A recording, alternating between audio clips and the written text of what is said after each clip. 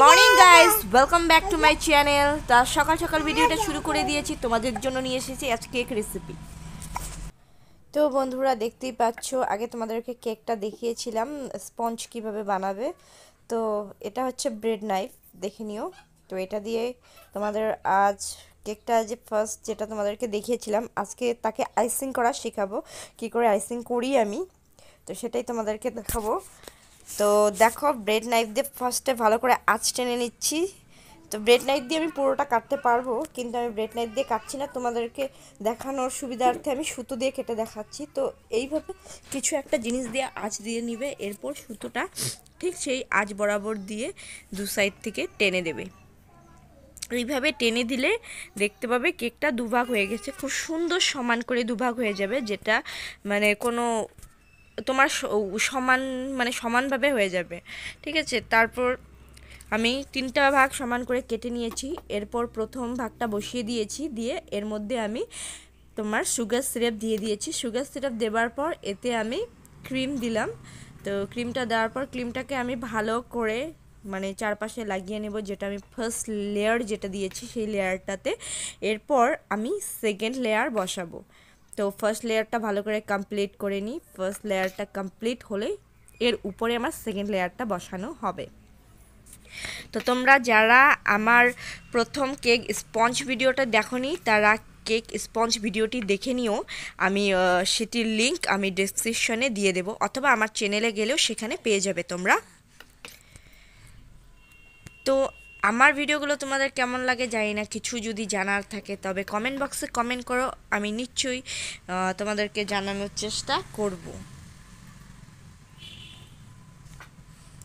তো এই তো সেকেন্ড লেয়ার বসিয়ে দিলাম।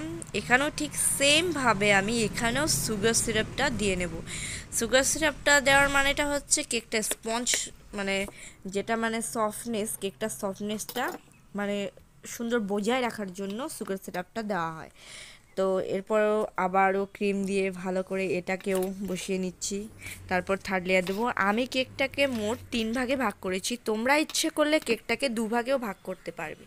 তো আমার 3 ভাগে ভাগ করেছি, কেকটা মানে উঁচু ছিল যার জন্য 3 ভাগে ভাগ করেছি। তোমাদের কেকটা যদি উঁচু না থাকে তাহলে তোমরা কেকটাকে 2 ভাগে ভাগ করে নেবে। মানে কাস্টমারের ডিমান্ড ছিল কেকটা একটু উঁচু হোক, মানে সাইডে বেশি বড় লাগবে না, ছোট হলেই হবে। তো সেজন্য ছোট করে বানানো হয়েছে, কেকটা একটু উঁচু হয়েছে। আর যদি মনে করো যে না বড় লাগবে, তাহলে কেকটা সাইজে তোমার মানে উঁচু সাইডটা কমে যাবে, পাশে বেড়ে যাবে।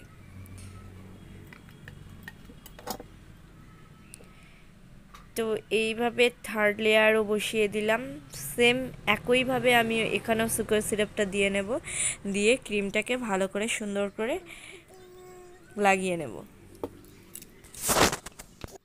তো এইভাবে কেকটাকে আমি ক্রাম কোট করে নিলাম। এরপর কেকটাকে আমি ফ্রিজে রেখে দেবো 10 মিনিটের জন্য। 10 মিনিট পর এটাকে আমি আবার করব। তো তার আগে তোমাদেরকে যেটা দেখানো হয়নি, ক্রিমটা কি করে বিট করব, তো সেটা তোমাদেরকে দেখানো। তো চলো আমি ক্রিম বিট করাটাও তোমাদেরকে দেখিয়ে দিচ্ছি।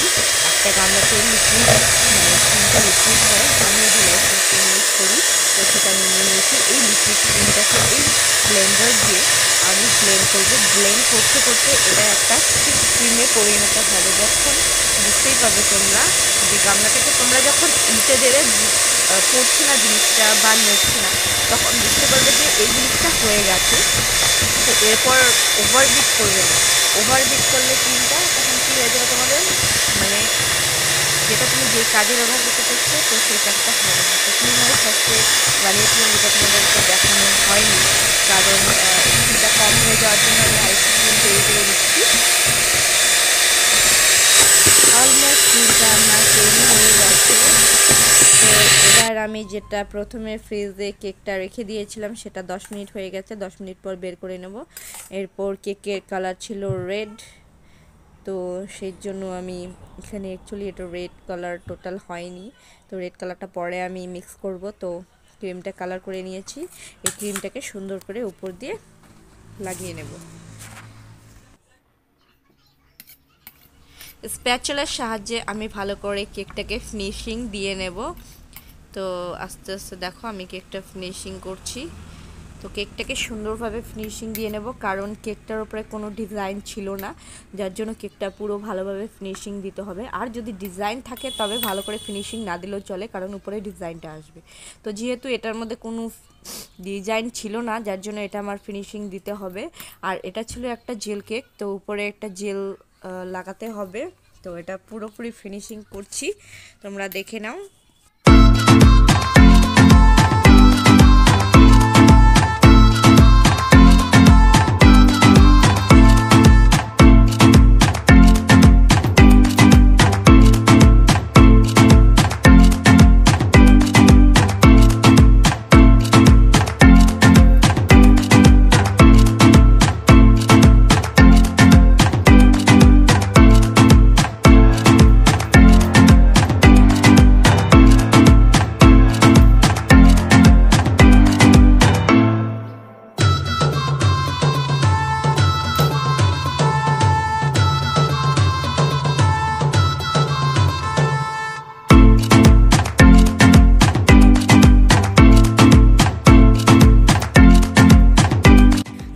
এর মধ্যে আমি জেল এড করে দিয়েছি, তো জেলটাকে ভালো করে ফিনিশিং করে নেব।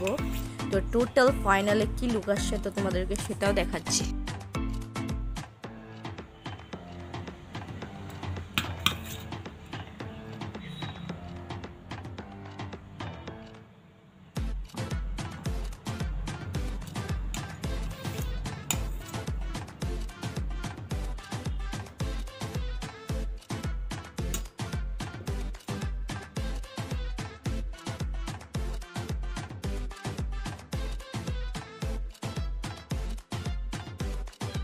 তো বন্ধুরা, এই হচ্ছে কেকের ফাইনাল লুক।